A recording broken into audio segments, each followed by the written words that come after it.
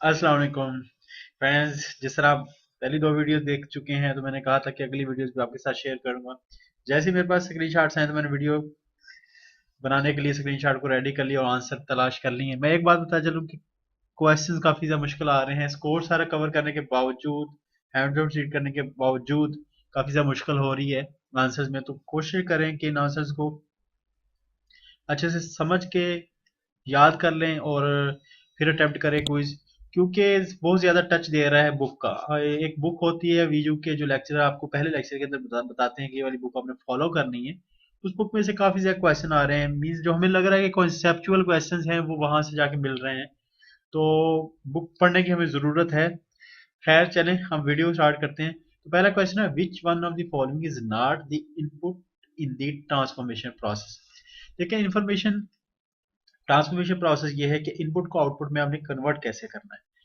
तो उसके लिए इन्फॉर्मेशन भी डेफिनेटली आपको चाहिए होती है, कहीं ना कहीं इनपुट आपके लिए जरूरी होती है। किसी प्रोसेस की इन्फॉर्मेशन या किसी भी जो प्रोसेस आप यूज करें उसके के लिए इन्फॉर्मेशन जो है। फैसिलिटीज वो होती है जहां पे आपकी सारी मशीनरी इंस्टॉल्ड है, ठीक है। और मटेरियल्स वो होते हैं जो कि आप जिनको आप कन्वर्ट करना आउटपुट के अंदर। सर्विसेज एक वहां यहाँ पे हमें ऑप्शन नजर आया जो कि एक आउटपुट है। Goods and services, these are the outputs of the transformation process. तो ऑप्शन बी आपने लेना है इसका, और ये एक्यूरेट ऑप्शन है। An automatic car wash is an example of which of the following.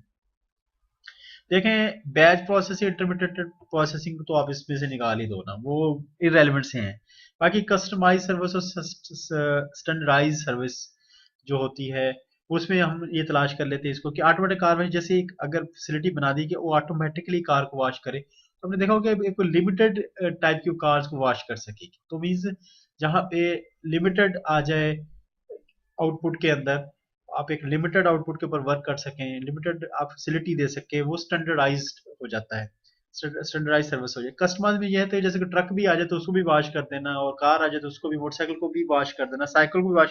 ये कस्टमाइज सर्विस है। कस्टमर जो भी लेके आ जाए, आप अपनी सर्विस को वैसे मॉडिफाई कर लेना, कस्टमाइज सर्विस है। तो मुझे ये जाके ऑप्शन बुक के 145 पेज के ऊपर मिला, ना हैंड आउट्स नहीं, बुक कह रहा हूँ, ठीक है। तो ये ऑप्शन जो आप ये ले ले इसका option. Which of the following favors adopting a go for it strategy? Go for it means के इसको यूज कर लो, ठीक है। ये ऑप्शन ठीक है, इसको हमें ये बिजनेस करना चाहिए, ये गो फॉर इट स्ट्रेटेजी का मतलब ये है। तो इसका ऑप्शन तो है मैक्सी मैक्स। पेज 26 कॉन्सेप्ट थोड़ा मुश्किल, मैं आपको बता देता हूँ। जब आपके पास ऑप्शंस होते हैं आउटपुट के, और ऑप्शंस होते हैं कि कितनी ऑप्शंस होते हैं अल्टरनेटिव्स के, आउटपुट के ऑप्शन कि वो कितनी, हर अल्टरनेटिव कितनी आपको इन टर्म्स ऑफ मनी या जो भी है आपको आउटपुट देगा। वो ऑप्शंस अगर आप तीन चार आपसे आपके पास ऑप्शंस हैं, आप उन ऑप्शंस की आउटपुट देखें, और उस आउटपुट के अंदर देखें कि मैक्सिमम, उन आउटपुट के मैक्सिमम आउटपुट आप उठा लें हर अल्टरनेटिव के लिए। फिर उन मैक्सिमम जो अल्टरनेटिव उनकी मैक्सिमम में से मैक्सिमम उठाएंगे तो that is called maximum, maxi max. तो ये ऑप्टिमिस्टिक स्ट्रेटेजी भी इसे कहते हैं। अगर इसी तरह का ऑप्टिमिस्टिक स्ट्रेटेजी है तो मैक्सी मैक्सी होती है। ऑप्शन बी लें और पेज 26 यूज करें इसका। विच of the following is not one of the input concept. ये तो पहले भी डिस्कस कर चुके। लेबर देखें इनपुट ही है, इंफॉर्मेशन, लीगल कॉन्स्टेंट्स भी कहीं पे आपको इनपुट पे आपको प्रोसेस स्टार्ट ना करें तो एक कांस्टेंट है। सर्विसेज हमें पता है कि ये सर्विस जो है ही आउटपुट, एक आउटपुट कॉन्सेप्ट है, ठीक है। प्रोडक्ट जैसे, गुड्स जैसे आउटपुट कॉन्सेप्ट है। तो लीगल कॉन्सेप्ट में आप थोड़े कंफ्यूज हो सकते हैं, लेकिन सर्विसेज का ऑप्शन डाल के उसको बड़ा आसान कर दिया हमारे लिए। तो ऑप्शन सी ले, it is an output concept.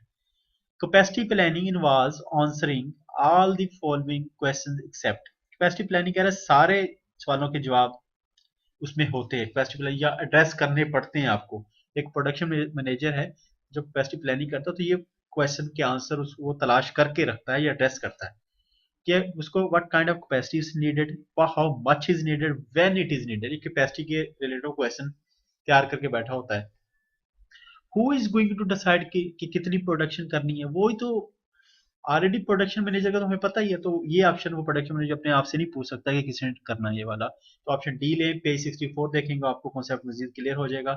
Organisation strategies relate to which of the following sets of factors. देखिए, इसका कहने का मतलब कि ऑर्गेनाइजेशन जो स्ट्रेटेजी बनती है उनका पर्पस क्या होता है, क्यों किन फैक्टर्स को एड्रेस कर रही होती है, क्या उनका पर्पस होता है कि क्या उन्होंने अचीव करना ऑर्गेनाइजेशन के लिए। देखिए, ऑर्गेनाइजेशन स्ट्रेटेजी बनती है हाई टॉप लेवल के ऊपर, ठीक है, तो बड़ा सिंपल सा उसका ऑप्शन इसमें नजर आ रहा है कि सर्वाइवल ऑर्गेनाइजेशन को जरूरी है, डेफिनेटली उनका एक टारगेट होगा सर्वाइवल हो हमारी ऑर्गेनाइजेशन की, प्रॉफिटेबिलिटी प्रॉफिट भी बने, प्रॉफिट बनेगा तो ऑर्गेनाइजेशन का सर्वाइवल होगा, ग्रोथ रेट, ग्रोथ बढ़ेगी तो प्रॉफिटेबिलिटी बढ़ेगी और सर्वाइवल पक्की होती जाएगी, मार्केट शेयर भी वही है कि आप मार्केट के पहले 50%, अगर 100% टूथब्रश मार्केट में बिक रहे हैं, 50% आपके बिक रहे हैं, तो मीन अगर अगले साल आपने 55% बेच दिए तो आपका मार्केट शेयर भी इंक्रीज हुआ है और ग्रोथ रेट भी आ रही है, ठीक है जी। तो इस तरह ऑप्शन ए लें इसका, the forecasting time horizon that would typically be easiest to predict would be, देखें आप फ्यूचर के अंदर प्रोडिक्ट कर रहे हैं, मीन्स के आप अंदाजा लगा रहे हैं कि मेरे लिए क्या बेहतर है, आपके लिए हफ्ते के लिए 10 दिन के लिए प्लानिंग करना आसान है और बल्कि 6 महीने और साल के लिए मुश्किल हो जाता है, तो इसलिए शॉर्ट रेंज के लिए जो आपकी फोरकास्टिंग होती है, एस्टिमेट होता है किसी चीज को, ईजी हो जाता है, तो ऑप्शन बी ले, पेज 33 यूज करें मजीद कॉन्सेप्ट के लिए, which method of forecasting is the most widely use, exponential smoothing use होता है इसके लिए, और ये ऑप्शन आपको हैंडआउट्स के अंदर बिल्कुल नहीं मिलेगा, और ये मिलेगा आपको बुक्स में जाके, जो बुक रिकमेंडेड बुक है, आप उस बुक के क्या नाम क्या है, टाइटल क्या है, उसके लिए आप विजुअल एमएस के डाउनलोड सेक्शन में जाएं, वहां से आपको बुक सॉरी उसमें बुक इन्फॉर्मेशन में जाए तो आपको बुक का नेम मिल जाएगा, आप वो फॉलो करें।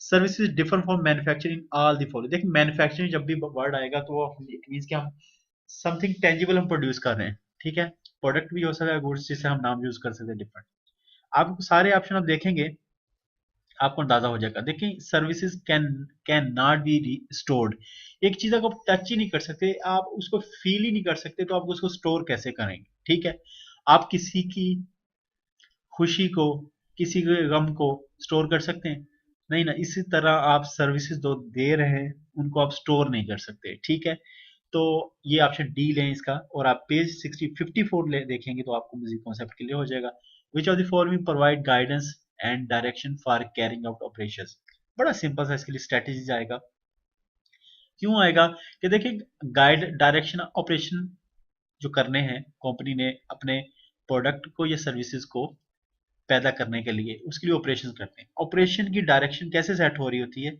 स्ट्रेटेजी बनाती है कि किस डायरेक्शन में किस तरह चलना है, ठीक हो गया, चलिए आगे चलते हैं,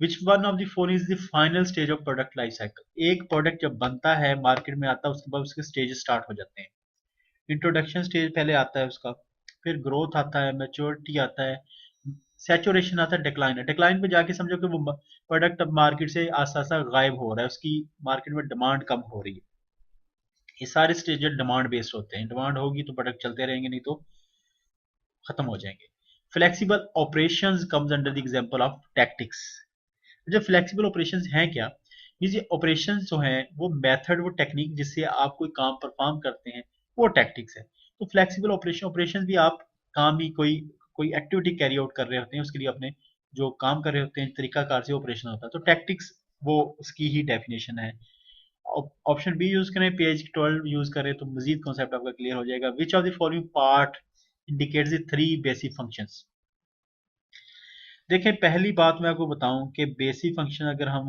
बात करें प्रोडक्शन मैनेजमेंट के कॉन्टेक्स्ट में हमने बात करना है, वैसे तो आप जाएंगे तो मैनेजमेंट, पहले बताऊं मैं आपको, मैनेजमेंट कोई डिपार्टमेंट नहीं होता, किसी भी ऑर्गेनाइजेशन मैनेजमेंट कोई डिपार्टमेंट नहीं है, ठीक है, तो मार्केटिंग और फाइनेंस के डिपार्टमेंट होते हैं, ह्यूमन रिसोर्स का डिपार्टमेंट भी होता है, इसमें कोई शक नहीं कि ह्यूमन रिसोर्स डिपार्टमेंट बहुत इंपॉर्टेंट है, क्योंकि बात यह है कि हम कॉन्टेक्स्ट में बात कर रहे हैं operation, production and operation management के, देखिए प्रोडक्शन को डील, अगर आपने आउटपुट देखनी है तो मार्केटिंग डिपार्टमेंट सबसे पहला डिपार्टमेंट आपको बताएगा कितनी प्रोडक्शन करनी है, मार्केट में डिमांड देखेगा, वो जो डिमांड मार्केट ने बताई है उसके लिए आपको ऑपरेशंस करने पड़ते हैं, आप एक्टिविटीज कैरी आउट करने के जितनी आप डिमांड ले सकें, फिर आप सारी एक्टिविटी कर, मार्केटिंग एक्टिविटीज हैं या ऑपरेशन एक्टिविटीज, के लिए आपको फाइनेंस पैसा चाहिए होता है, तो ये बड़े इंपॉर्टेंट है प्रोडक्शन ऑपरेशन के कॉन्टेक्स्ट में, वैसे ह्यूमन रिसोर्स डिपार्टमेंट अपनी जगह पे इंपॉर्टेंट है, प्रोडक्शन ऑपरेशन मैनेजमेंट के सब्जेक्ट के कॉन्टेक्स्ट में ऑप्शन सी इसका आएगा, पे 10 देखेंगे बेसिक कॉन्सेप्ट क्लियर हो जाएगा, विच of the following represent the use of cost value analysis, cost value analysis का यूज जो इनमें से चार जो ऑप्शन दिए इनमें से कौन सी चीज बता रही है, देखिए जिससे पता चलता है कि डिफरेंट हमने कितनी आउटपुट रखनी है, कितनी कॉस्ट आएगी कितना रेवेन्यू, ये कॉस्ट वैल्यू एनालिसिस एक्चुअली। तो ये बताता है कि it helps in identification cost related to production, means production करेंगे तो उससे कितनी कॉस्ट आएगी। तो प्रोडक्शन से रिलेटेड जब कॉस्ट पता चल जाएगी तो हम यूनिट उसके पर यूनिट कॉस्ट पे उसकी सेल प्राइस निकाल सकते हैं। तो ये इससे हमें ये पता चलता है। Product life cycle is based on demand. देखिए जी, जितने भी साइकिल जितने भी उसके स्टेजेस हैं, सारे स्टेजेस जो हैं वो डिमांड बेस्ड हैं। देखिए इंट्रोडक्शन के ऊपर उसकी डिमांड कम होती है, ग्रोथ के ऊपर उसकी डिमांड ही ज्यादा होती है, मेच्योरिटी के ऊपर एक वो स्टेज के ऊपर एक डिमांड उसकी वो हो जाती है, फिक्स ही हो जाती है, उसके ऊपर ना बढ़ रही होती है कम हो रही है। तो इस तरह डिमांड बेस्ड होता है सारा प्रोडक्ट लाइफ साइकिल। इंशाल्लाह जैसी नेक्स्ट वीडियो तैयार होगी आपके साथ शेयर की जाएगी, इसको क्वेश्चन को अच्छे समझें, जो मैंने एक्सप्लेन किया उसको समझें, और इंशाल्लाह आपके मजीद जो है जो वीडियोस आपके साथ शेयर की जाएंगी। और वेट करें, इंशाल्लाह और आएंगी। क्विज आखिरी टाइम पे अटेम्प्ट कीजिएगा, मुश्किल क्वेश्चन आ रहे हैं। ओके जी, अल्लाह हाफिज़।